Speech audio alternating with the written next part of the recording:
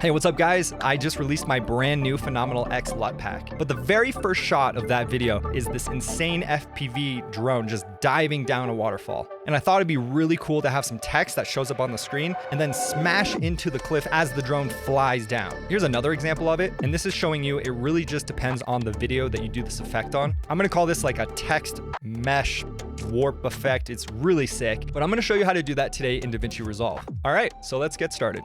All right, so the first thing you want to do is do some color correction and color grading. I'm just going to add this quick LUT, maybe bring down the exposure a tiny amount. All right, so let's go into the edit tab. Now here I have a perfect example of a video that will work really well with this shot. Typically this works really well when you have something in the foreground that's passing and then you have some really cool elements that you can track and get a really cool warping effect. So once you've trimmed your clip accordingly, right click on it and select New Fusion Clip. Click on Fusion. Then hold down Shift and press spacebar and type in merge. Push enter. That'll add a merge node. Then click anywhere here in the node graph, hold down Shift and press spacebar and type in text. Go ahead and select text plus. Add it. Connect that node to the merge node. Let's go ahead and type in what you want to have warped. And then adjust the text and the size of everything the way you want it before we start warping it. Then what you want to do is hold down Shift and press spacebar and type in surface. Select the surface tracker. Connect that between the merge node and the media out one. So now what you want to do is draw a box around the text. Go ahead and disconnect these nodes from the tree so the surface tracker doesn't try to track the text that's merged on top. Select mesh. Then turn up the point number limit. The higher you go with this, the more dynamic and the more warpy the text will actually look. And you can turn down the minimum point spacing, but for this example, I'm not going to do it. Then select the track option. Now, instead of tracking all the way to the end or tracking to the beginning, what I like to do is track to the point of where I know the text is going to fade out. And I'm going to do that frame by frame. So I'm going to sit here and click this until I'm happy with it. And as you can see, this mesh surface tracker is tracking the entire scene of where we selected. It's selecting it really well. And I'm going to try to go through the rocks here. And I also like clicking frame by frame because sometimes these points can get really wacky when you try to like manipulate the tool the way I'm doing right now.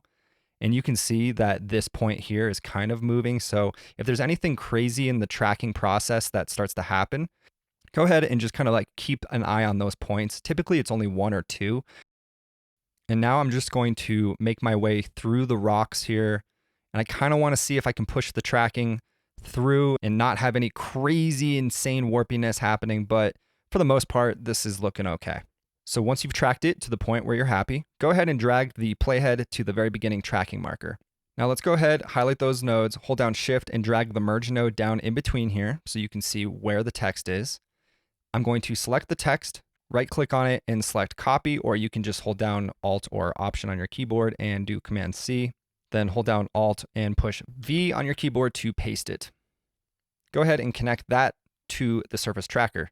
So now what you want to do is you want to match the text size of this node to the first text node that we have in the node tree. So go ahead and adjust the size here and then come up here to the layout. You can adjust the center X and Y and do your best to match these up as close as you can. Great, now once you've done that, we want to make sure by selecting the surface tracker that we're on the exact first frame that we started the tracking with. Go back to the text, make sure that's selected, come up here to the global in and out, and let's go ahead and make sure that this is turned off until frame 43. So now the global in and out, the text that is going to be morphing is going to start on frame 43. Now on the first text, we want to select it and trim this down so it stops on the screen at 43. See, now that we have a seamless kind of like connection of the two texts, it's starting to look good. Now what you want to do is click on the media in one, bring it down here. Let's go ahead and move the media out over here on the right hand side. With the surface tracker here selected, let's go ahead and add a merge node. Then add a second merge node. Go ahead and connect the media in one output to the second merge node. Then select anywhere in the node graph here, hold down Shift and press spacebar, type in Luma. Select the Luma keyer. Connect the media in one output to the Luma keyer as well, and then connect the Luma keyer to this merge node.